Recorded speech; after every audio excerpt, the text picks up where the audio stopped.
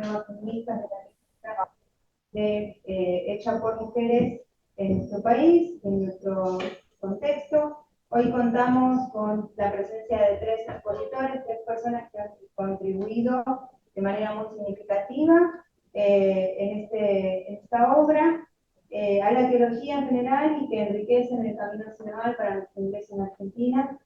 Tendremos la oportunidad de escucharlos durante 10 a 15 minutos a cada uno. Comenzaremos con la doctora Virginia Scull, una de las coordinadoras del libro y a quien le agradecemos doblemente su trabajo. A continuación seguirá la profesora Belén Moya y por último nos compartirá unas palabras y enriquecerá también esta tarde Monseñor Gustavo Carrara. Voy a hacer la presentación de cada uno ahora para que luego podamos transcurrir en la exposición y al final haremos una ronda de ecos y de preguntas de aproximadamente 1 minuto entre los presentes en la sala y quienes también estén presentes en el Zoom. Sí les pido a quienes estén de manera virtual puedan confirmar mediante el chat que se oye bien o si hay necesidad de acercarse. Se escucha muy bajo. Quizás por el... Bueno, no sé si hay mejora, pueden ir también confirmando mediante el chat.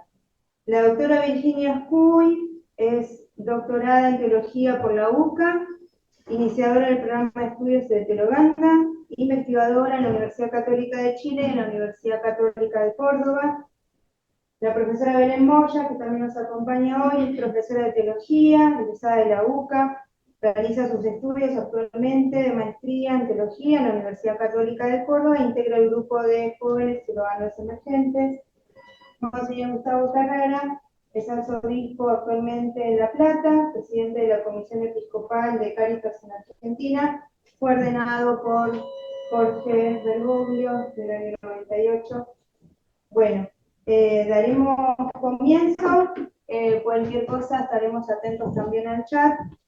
Recuerden, por favor, silenciar los celulares y apagar los micrófonos a quienes estén virtualmente. Bienvenida, doctora Virginia Scull, tiene la palabra para comenzar. Buenas tardes a todos. Muy bienvenidos. Bueno, voy a leer, quiero presentar 3 puntos que nos anoté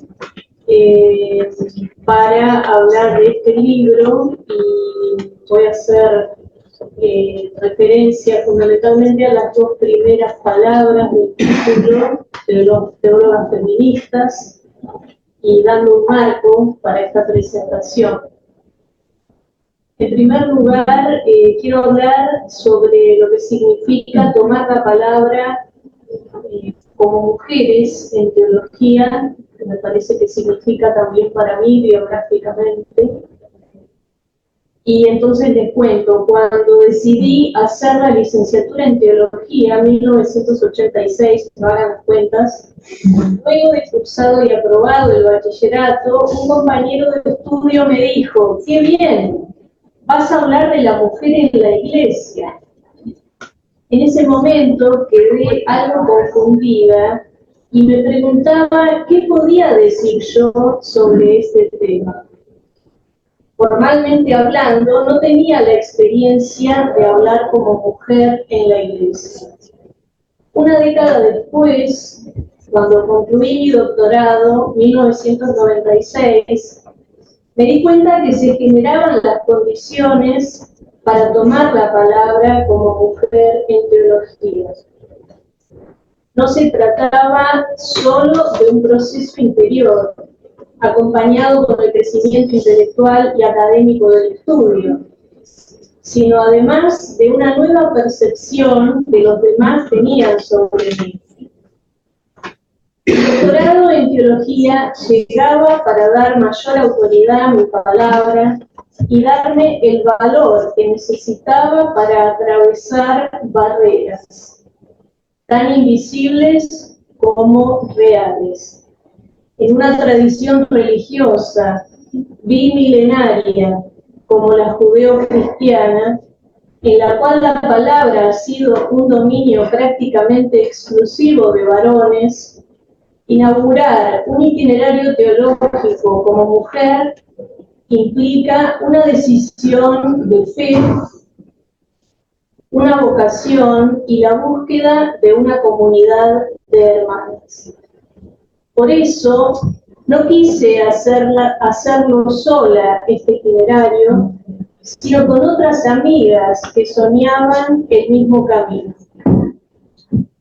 Así fue como empezó Teologanda 2003, Mujeres Haciendo Teologías, que hoy es una fundación que promueve la formación integral de teólogas católicas en el ámbito académico. En segundo lugar, quiero hablar sobre el lugar teológico de las mujeres en la Iglesia. Ahí me equivoqué. Es un eco también de este libro, que fue uno de los primeros del 2001, ya podemos decir que hace un tiempo. En la Iglesia Católica, con la convocatoria del Concilio Vaticano II por Juan XXIII en 1959, comenzaron a encontrar cauce los vientos de cambio que ya estaban soplando por entonces. Gracias a la iniciativa de una asociación de mujeres católicas en Francia, recién Gustavo me decía, en la vitrina están los documentos relativos a Margarita Moyano, una de las auditoras, voy a hablar ahora de las auditoras. Entonces, por iniciativa de una asociación de mujeres católicas en Francia, y a la acogida de uno de los moderadores conciliares, por primera vez en la historia del cristianismo, hubo mujeres auditoras, religiosas y laicas en un concilio ecuménico. Un hito sin precedentes, una semilla que va germinando muy lentamente.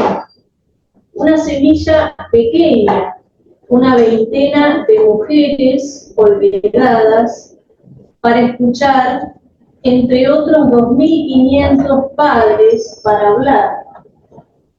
Hoy las mujeres que son mayoría y hacen la Iglesia quieren hablar para pedir ser escuchadas en el proceso sinodal.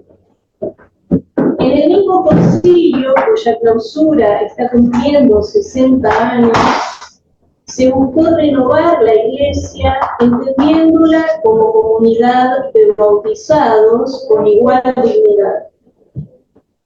Con palabras de la teóloga italiana Marinella Perroni, fue, comillas, el comienzo del final de una eclesiología discriminatoria, cierre de comillas, es decir, una visión de la Iglesia en la cual el bautismo nos iguala en dignidad, más allá de cualquier condición socioeconómica, étnico-cultural o sexogenérica, también más allá de toda forma de vida, ministerio o carisma dentro de la Iglesia.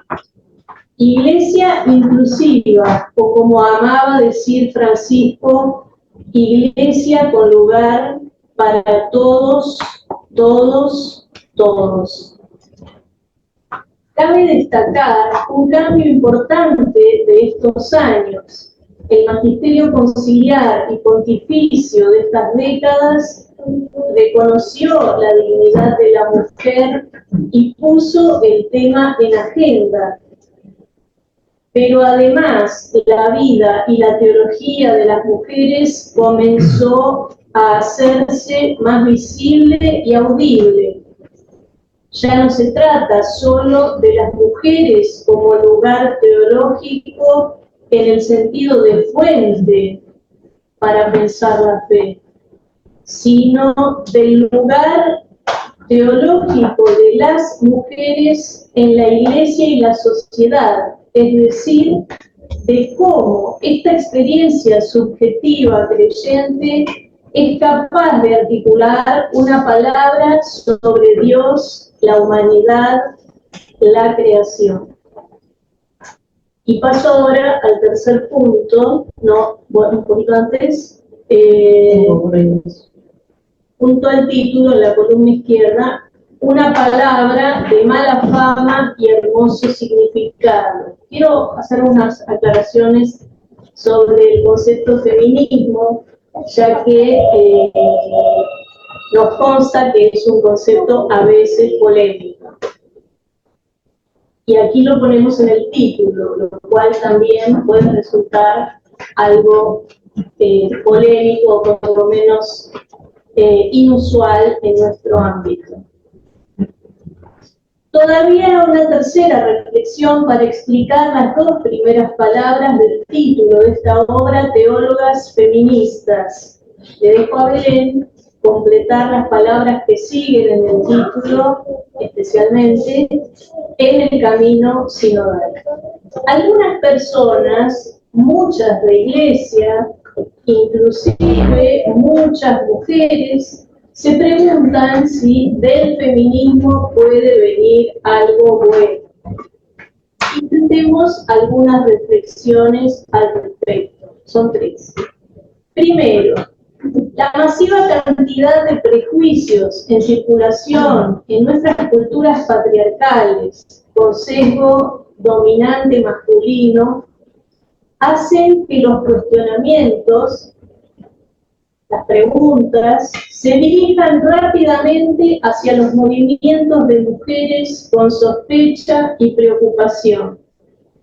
Mientras que la dolorosa realidad de la violencia cotidiana contra mujeres y niños, niñas, no hace sonar las alarmas. El feminicidio no es un caso aislado, independiente y separado de nuestra forma de pensar y vivir, sino una consecuencia dramática de una comprensión injusta de lo humano. Incluidas las comunidades cristianas, están llamadas a una reeducación antropológica, una revisión del lenguaje en los discursos religiosos y una transformación de las prácticas. En segundo lugar, el feminismo, voy a citar a algunas autoras, con palabras de Elizabeth Johnson, teóloga católica norteamericana, es, comillas, la frase que tienen ahí, una palabra de bastante mala fama, pero hermoso significado. Porque, como resume otra teóloga, Elizabeth Schuster Fiorenza, biblista, también teóloga católica, expone la verdad de las mujeres como seres humanos. Esa sería entonces la cuestión del feminismo, la cuestión central. Las mujeres son seres humanos. Parece una cosa demasiado obvia, pero eso hay que verificarlo en la historia. Parece no resultar tan fácil. Sí, la palabra incomoda, pero no puede incomodar, a algunos les incomoda. Creo que no puede incomodar tanto como patriarcado, androcentrismo, centralidad del varón o lo masculino en la realidad o machismo. No estamos en una competencia, lo que necesitamos es crecer en la defensa y el cuidado de toda vida humana, incluyendo a la creación toda. Tal vez necesitamos advertir que la palabra feminismo, cito a Nancy Bedford, teóloga argentina en Estados Unidos, la palabra feminismo resulta indispensable. No tenemos una palabra mejor. ¿Aceptamos reconocer que algo está funcionando mal y que nos debemos una mayor autocrítica? A veces la comodidad o zona de confort se traduce en la resistencia a afrontar la lucha, la crítica, el disenso. Es más fácil no decir nada, alimentar la autocomplacencia. Una de las tareas que queremos afrontar las teólogas feministas es la visión crítica sobre el sesgo masculino dominante que atraviesa nuestras tradiciones y representaciones en vistas de una reforma eclesial. Para terminar, un tercer punto. Se puede pensar que el feminismo teológico contradice las enseñanzas del Evangelio. Puede aparecer también esa idea. Esto es, que no se puede ser feminista y cristiano a la vez. Sin embargo, también se puede comprender que una opción cristiana de vida lleva, implica, exige una opción feminista. Phyllis Bird, otra biblista norteamericana, lo ha expresado así: soy feminista porque soy cristiana. Así lo entiendo también. Y aclaro, no soy abortista.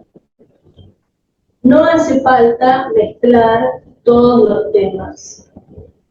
Ser teóloga feminista es una forma de comprometerse con el Evangelio de la vida para todo ser humano y toda criatura. Hoy, en particular, en esta presentación, quiero agradecer que la Universidad Católica de Córdoba, en convenio con la Fundación Teologanda, nos acompaña en la colección que estamos presentando. Y también quiero agradecer a la sede de la Acción Católica Argentina que nos abre las puertas para esta presentación de la colección. También, para que ustedes la conozcan, vamos a pasar a circular los 3 libros publicados con anterioridad al que hoy presentamos.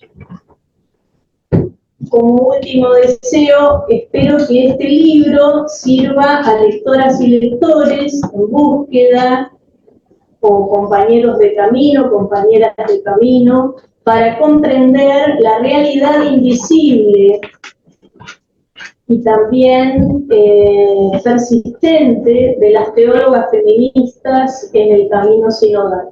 Muchas gracias.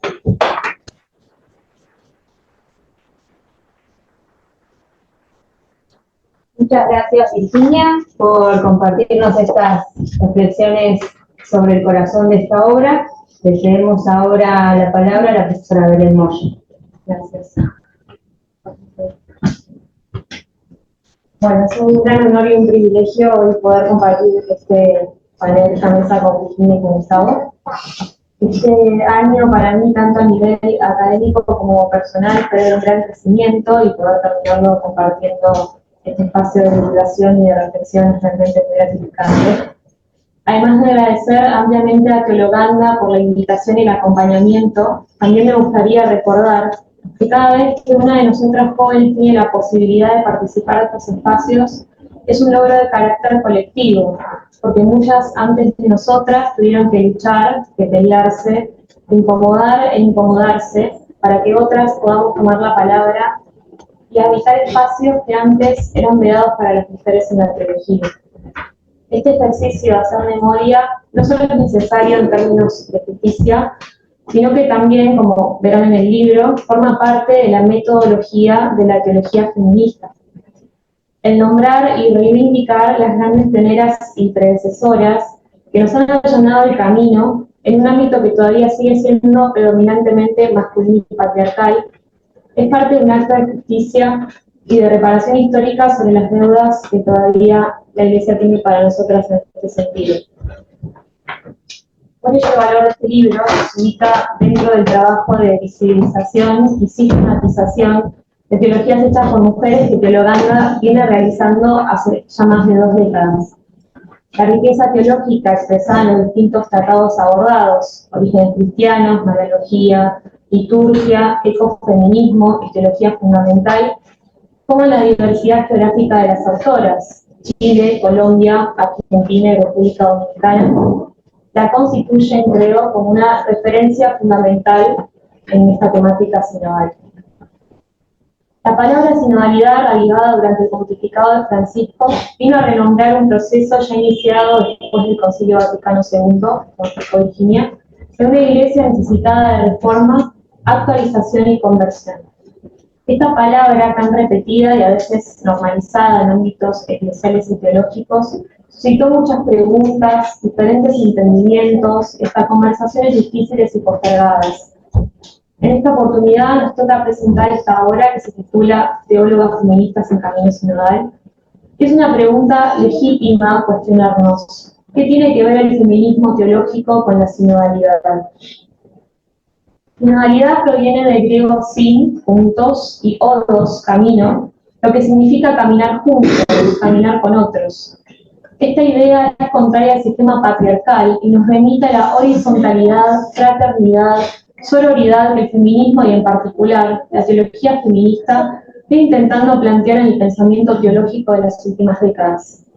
Palabras como dignidad común, participación, partnership o corresponsabilidad son conceptos que teólogas pioneras han trabajado y propuesto tanto en el ámbito anglosajón como latinoamericano para hablar de la iglesia pensada y vivida por mujeres.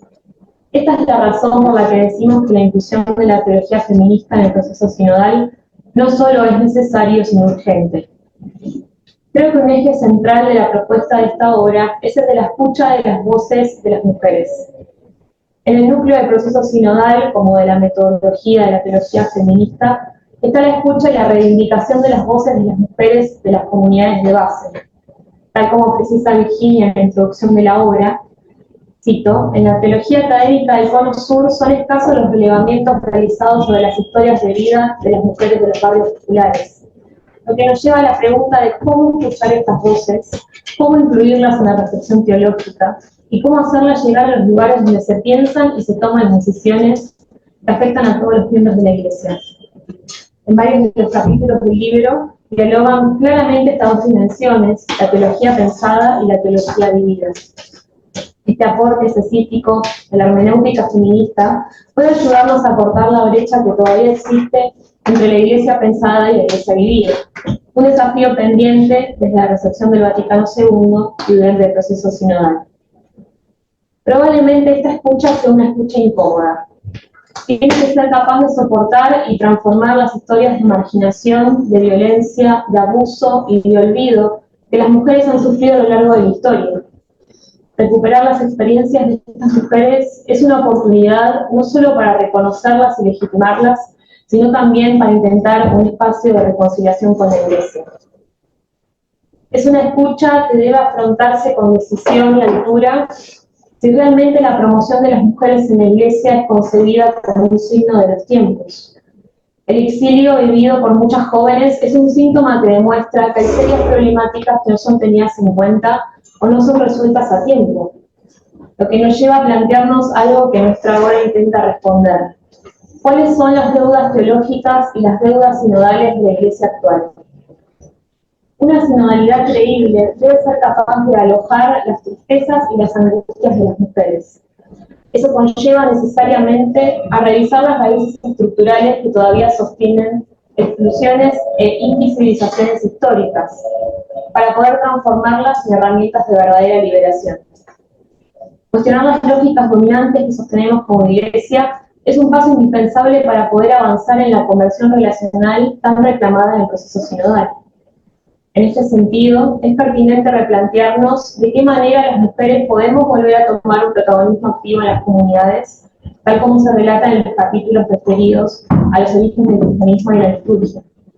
La marginalización institucional que ha afectado a las mujeres durante siglos ya no es una opción aceptable para la Iglesia de nuestros tiempos. La propuesta de conversión relacional fue y sigue siendo trabajada por varias teólogas que aparecen en este libro. La posibilidad de construir un paradigma de comunidad que sea relacional y circular son propuestas que aparecen con firmeza a lo largo de toda la obra. Pero este paradigma es posible de imaginar en la medida que nos animemos a asumir la crisis actual, la cual es una oportunidad para terminar de superar un modelo de vinculación predominantemente subordinacionista y jerárquico, atravesado por la diferencia de género. Replantearnos los estereotipos que hemos interiorizado históricamente, es decir, las funciones que se le han asignado a varones y mujeres en base al género, sin tener en cuenta el principio de igualdad bautismal, tal como lo expone el Vaticano II. Todavía sigue resonando el llamado de Francisco a desmasculinizar y desclericalizar la Iglesia, en un contexto donde muchos colectivos y generaciones jóvenes siguen viendo la Iglesia con enojo o con desconfianza. El propósito de acoger verdaderamente a todos es un desafío que seguirá permaneciendo vigente en un contexto social y eclesial donde ciertas transformaciones ya no conocen vuelta atrás. Se ha iniciado un camino de reforma que debe continuar. Citando a Isabel Corpas de Posada, afirma que el cambio no vendrá de arriba, porque los cambios nacen en las periferias, que es donde la sociedad patriarcal ha ubicado a las mujeres. Ellas ahora se encuentran en el centro mismo de esta conversión sinodal, son sus agentes y sus sujetos. El impulso generado y sostenido por ellas es lo que en definitiva sostiene nuestras esperanzas de cambio, para que verdaderamente la Iglesia pueda hacer de nuestras vidas sacramento de salvación. Gracias.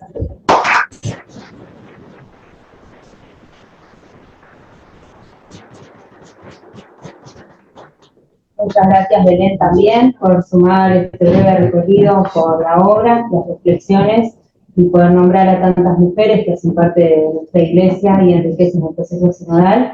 Le damos la palabra ahora, finalmente, para cerrar esta exposición y esta primera ronda. Le pedimos a Monseñor Gustavo Carrara que nos comparta entonces sus ecos y comentarios. Bueno, voy a hacer menos esquemático también. Bueno, muchas gracias por esta invitación a compartir la presentación del nuevo libro, ¿no? A ver. Disculpe, Sí, padre, antes fuerte. de... Sí, un poquito más fuerte porque hay un micrófono ambiental que necesita Tonos bajos, un poco... Sí, arregle, por favor. Más allá. Bueno, yo subrayaría algunas de las cosas que he leído y que he escuchado recién, esto de la común dignidad bautismal, ¿no? Y bueno, recuerdo, quiero hacer mención del día de mi bautismo, ¿no? Y bueno, el día de mi bautismo fue el 13 de octubre de 1973, en la Basílica de Luján, ¿no? Ahí mis papás me llevaron a bautizar. Y yo siempre me gusta decir que, bueno, el sacramento del bautismo es el sacramento que más me gusta celebrar, siempre, también evidentemente, pero el bautismo nos da esa común dignidad. Es el día más, mirado desde la fe, me parece que es el día más sagrado de nuestra vida, ¿no? Y bueno, y eso lo acentúa de manera especial, o lo redescubre de manera especial el Concilio Vaticano II, ¿no? Lo primero que quisiera subrayar. Después, muchas veces la fe la recibimos, bueno, en el marco de una familia, por lo general, pero también a través de catequistas. Yo me acuerdo de mi catequista de la primaria, Ana María, se llama, le pedí que leyera una lectura a mi vida de ordenación episcopal, ¿no? Como uniendo mi fe también a cómo ella me la compartió, y si yo tuviera que dar una nota de cómo se me transmitió la fe allí, en la catequesis de la primaria, pondría la nota de la ternura, ¿no?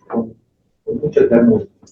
Y fue ella la que con ternura y delicadeza, una vez que me confirmé, me regaló un primer librito fue el primer libro religioso que leí del padre de la paz, entre lo local y la fragua, fue el primer librito.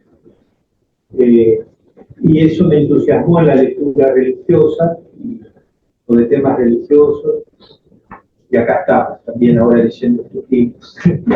Pero hay un libro del padre Verapaz, es muy lindo, que en su momento me llamó la atención, algún libro, él tenía libritos que comentaba la escritura, pero uno de ellos se llamaba El amor es cosa seria, y comentaba textos bíblicos de mujeres, ¿no? Eso creo que lo leí a los 15 años, más o menos, y me llamó la atención, y bueno, el modo que tenía el padre en la fase de comentar los textos bíblicos era muy lindo, ¿no? Pero ese, no, las exigencias del amor, ese es otro, se llama las exigencias del amor. Bueno, eso para, me pidieron que empezara a contar algo así como más vivencial. Después la teología y las mujeres. Bueno, yo tuve la gracia de ser del barrio de Lugano, de como es Virginia, también. Entonces, a ver, para mí no me fue extraño empezar a escuchar a alguna mujer que hacía algo de teología, o lo que se llamaba teología. Me acuerdo, estando ahí en la parroquia de Niño Jesús, el padre Carlos Rochetti una vez hizo un retiro espiritual para la Semana Santa, y me invitó a una chica que se llamaba Virginia, y allá estaba ella y yo, que tenía también 6 años, me parece, voy a escuchar. Creo que fue el lunes, martes y miércoles santo, y si no me equivoco, mi memoria no me falla, uno de los textos que comentó era los cánticos del cielo de viento.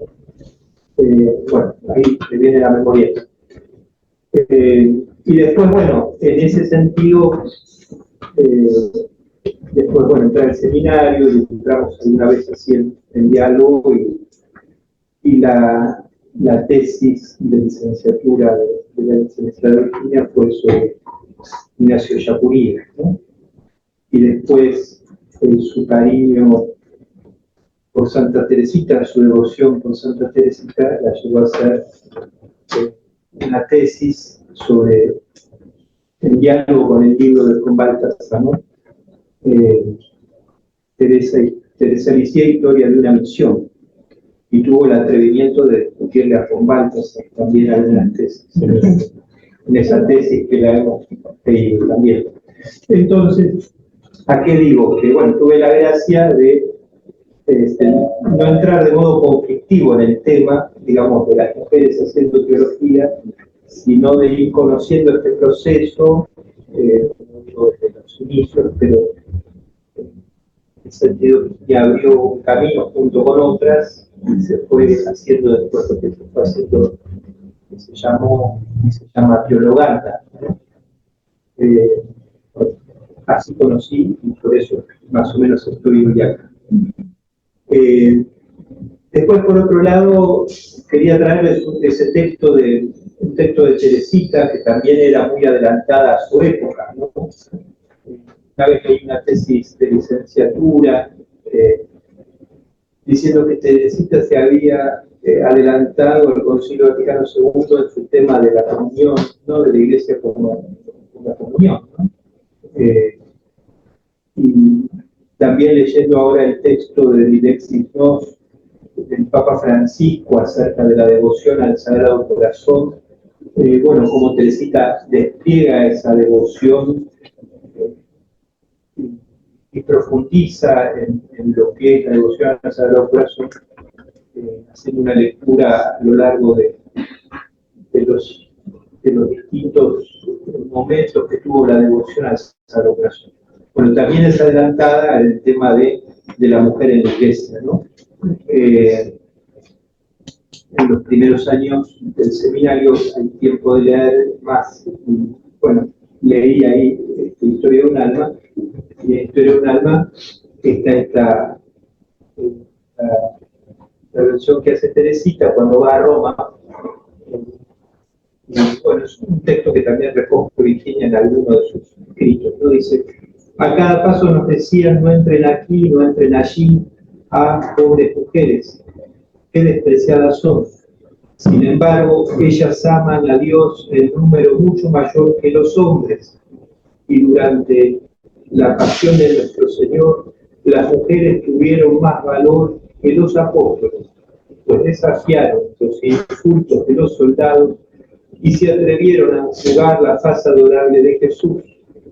En el cielo sabrá demostrar claramente que sus pensamientos no son como los hombres, porque entonces las últimas serán las primeras.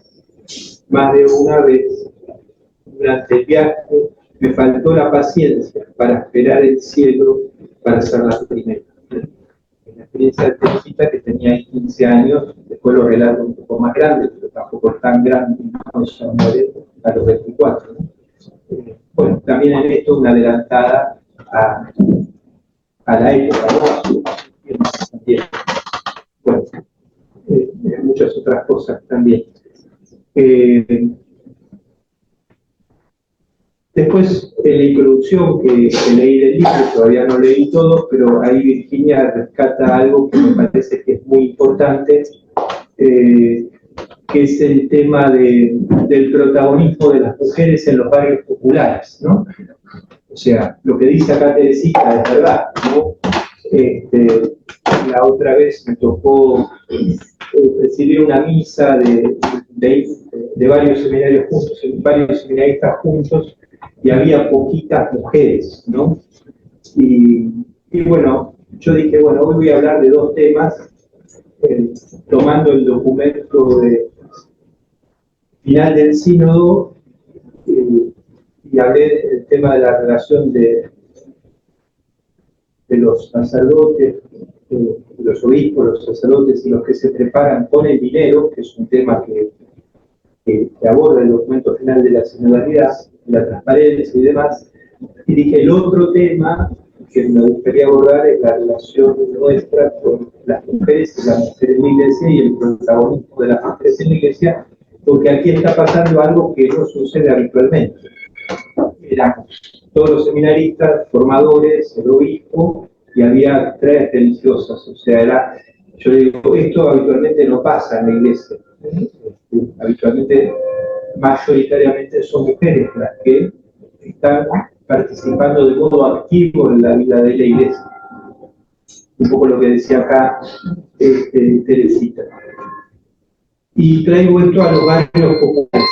En los barrios populares, el protagonismo de las mujeres, la verdad que es mucho y a la vez es claramente decisivo.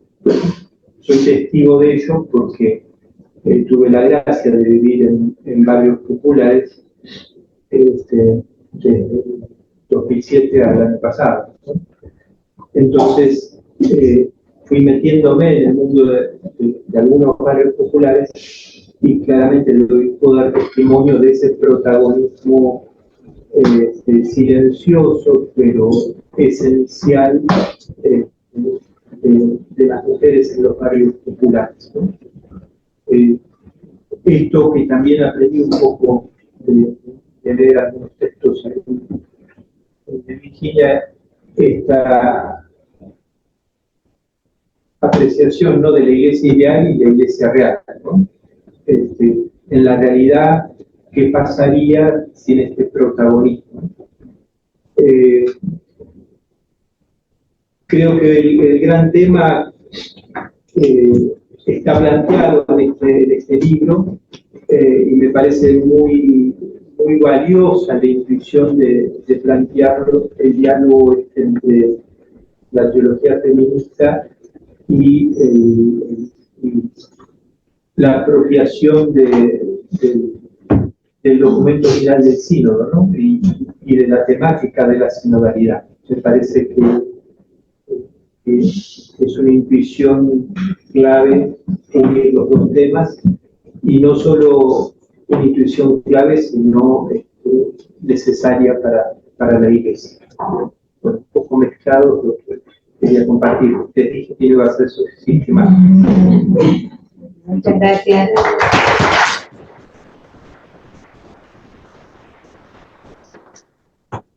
Bueno, ahora nos gustaría escuchar para este momento algunos ecos y comentarios de quienes ya han tenido la oportunidad de recorrer el libro, de recorrer algunos capítulos.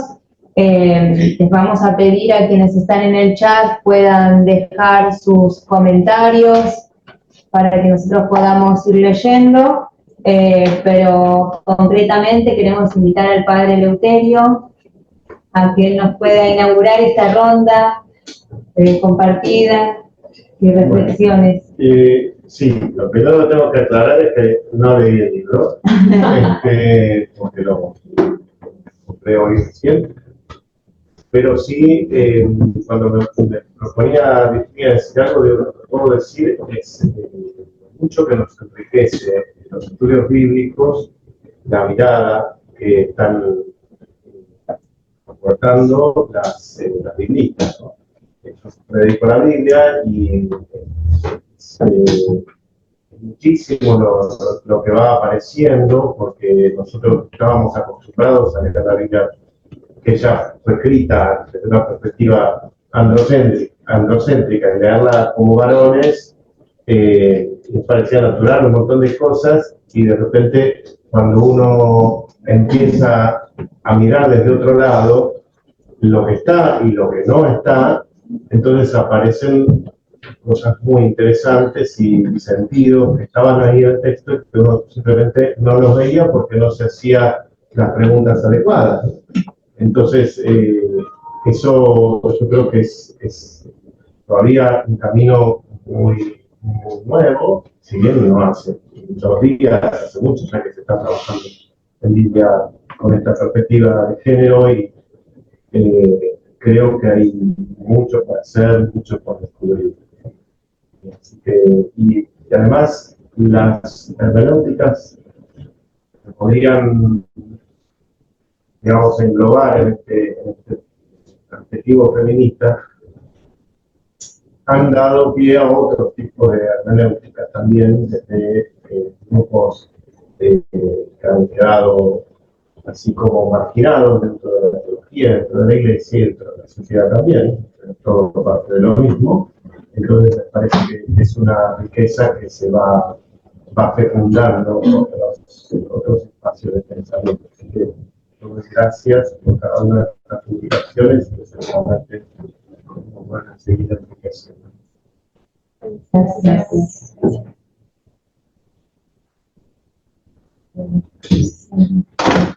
Bueno, yo también, cuando Virginia me propone hacer un eco, lo primero que me surgió fue reconocer el paso de Virginia en mi pequeño camino en la teología y cómo la conocí en mi cuarto año de la facultad y todo lo que me ha acompañado. Y en el momento ella me decía, bueno, pero vos qué iglesia soñás, o sea, ¿te vas a pensar qué sería? Y lo primero que me surgió fue preguntarle a otra teóloga, Andrea Sánchez Ruiz, qué soñaba ella, también hace mucho tiempo me acompaña y está conmigo en este camino en la teología, así que juntas hicimos una pequeña reflexión y entonces se las comparto un poco.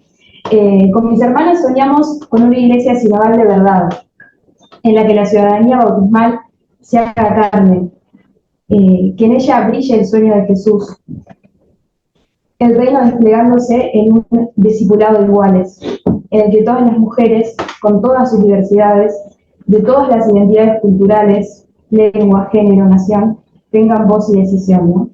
Entonces nos preguntamos cómo hacer carne esto, o sea, cómo lo hacemos juntos en esta mesa en la que estamos acá, ¿no?, redonda, y nos llevaba directamente al corazón del Evangelio, a la esperanza cristiana, que es en Cristo resucitado, crucificado y resucitado, ¿no? Entonces, Jesús que asume todo lo humano y con eso el dolor profundo en la realidad misteriosa del mal, ¿no?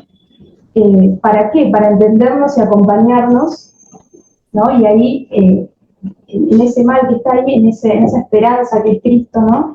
Ser cristianas, cristianos, cristianes esperanzados, ¿no?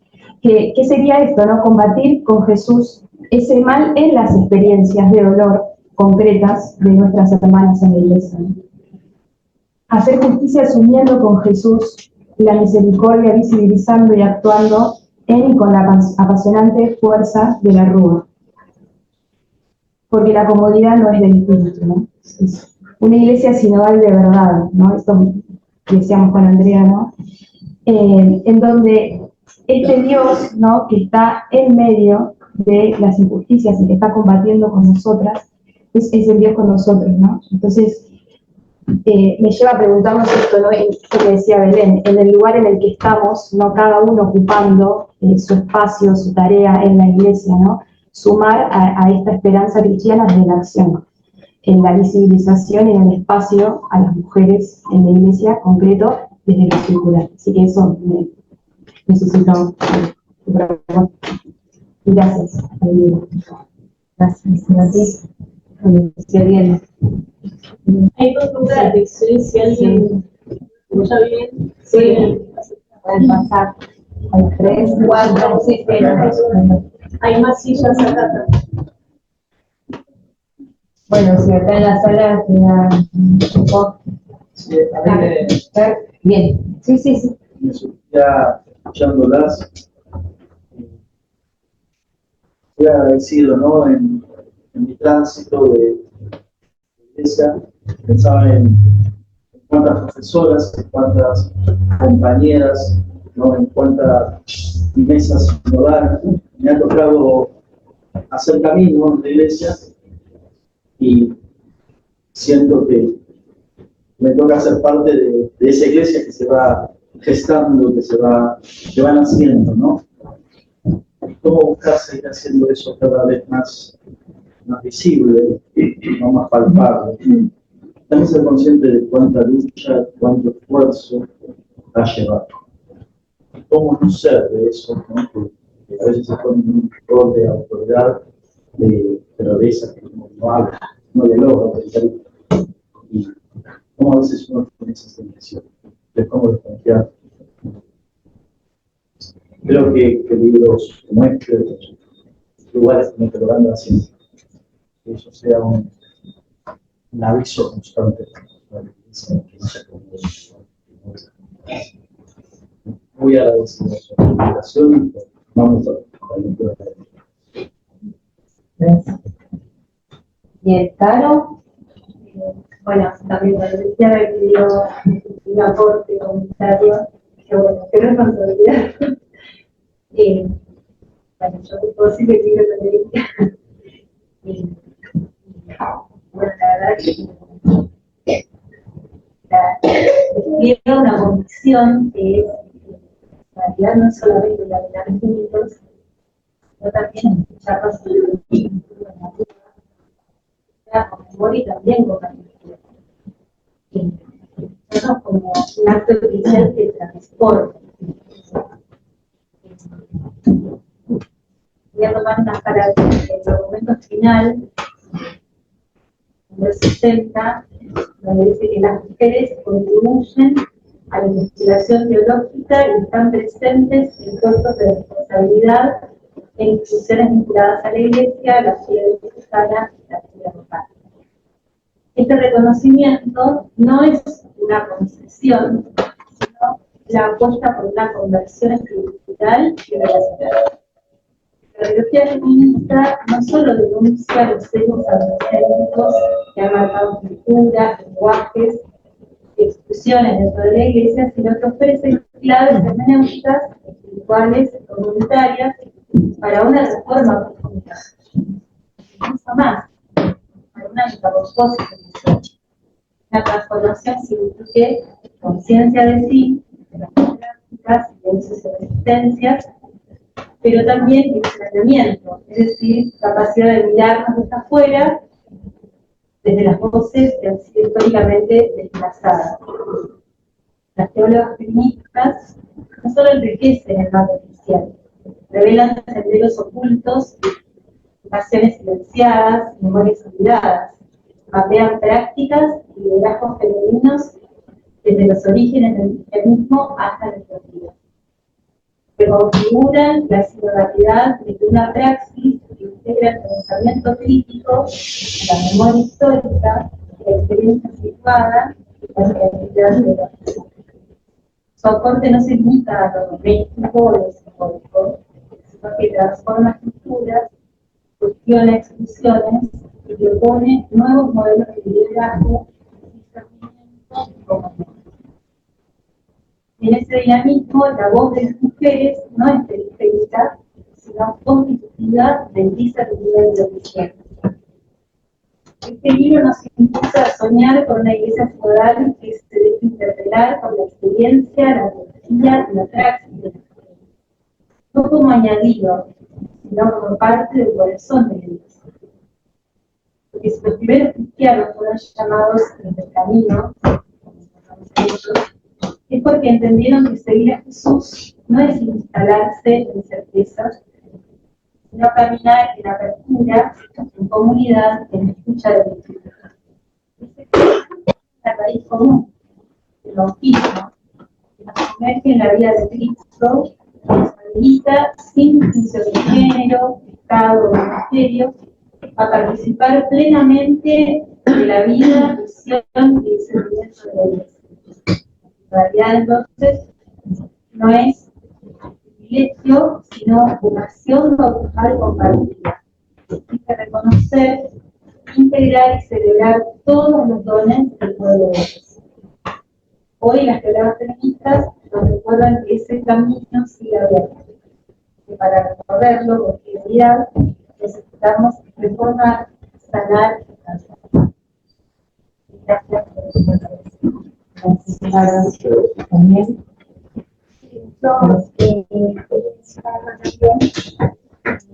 Bueno, gracias por venir.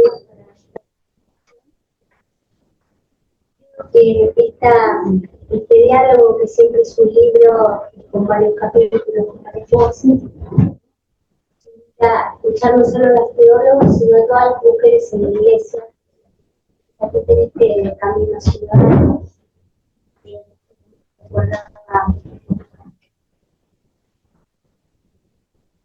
Para Gustavo, escuchar las voces que también de mujeres que nos han constituido, ¿no? Que nos han acompañado, que nos han mostrado el rostro de Dios, y pensar, ¿no? Papa Francisco nos decía que había que escuchar, que había que agudizar el oído, escuchar la voz de Dios en el pueblo, ¿no? Y especialmente en este camino los que normalmente no son escuchados.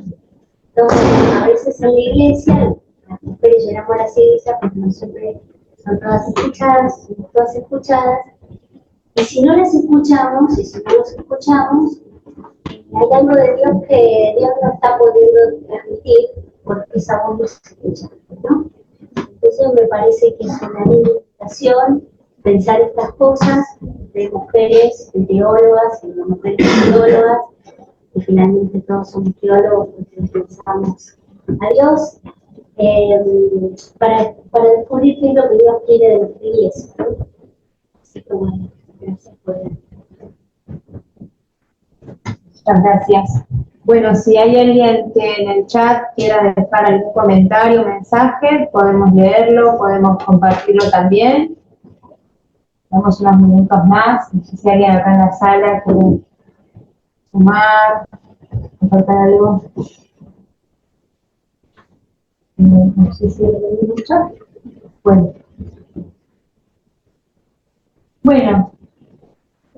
Gracias a todos por este compartir, este ida y vuelta. Casualmente se dio que sí, se dio que nos encontramos en la mesa circular, bueno, por providencia y también un poco por la lluvia. Entonces amablemente, bueno, se dispuso este lugar para vernos, para que esto circule y bueno, antes de despedirnos, luego de los aportes de cada uno, de todos los panelistas, bueno, invitarlos a hacer una reflexión final breve, como para cerrar y si quieren seguir el mismo orden, en libertad, como quieran. Bueno, voy a empezar.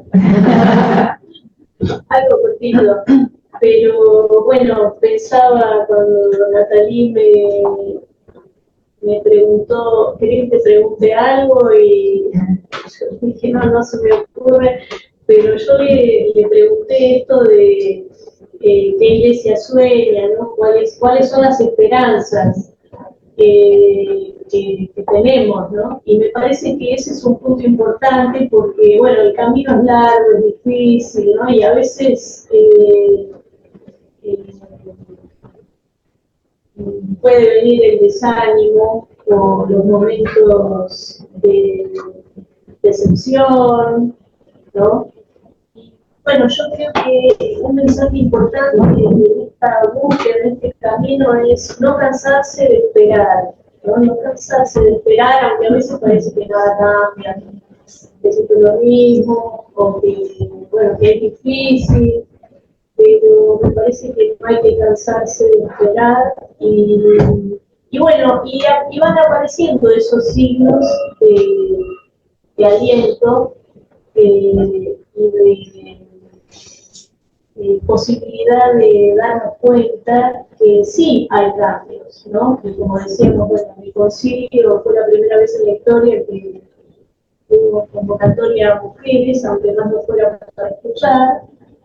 Bueno, y eso fue una semilla y después pasaron otras cosas. Entonces, tener ese registro de largo, hay un historiador que dice la onda larga, el Vaticano II, ¿no? Los cambios se van dando en un tiempo largo, a veces, bueno, se muy largo, pero, bueno, no cansarse de esperar, porque va llegando esa novedad de a poco.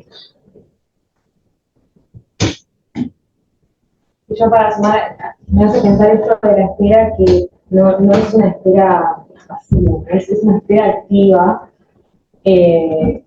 También la espera me hace pensar en el espacio que compartimos, una espera también que resiste y resiste con otros, con otras. Y eso se da también en el encuentro, ¿no? Esto que decían recién de lo circular, originalmente en otro espacio y terminando acá, y terminando esta exposición que permite la circulación de la palabra, y creo que es una imagen simbólica muy pertinente y muy apropiada para este proceso, ¿no? que intentamos seguir sosteniendo y alimentando y colaborando con el lugar con la producción. Así que muy agradecida, muy contenta por todo ese también.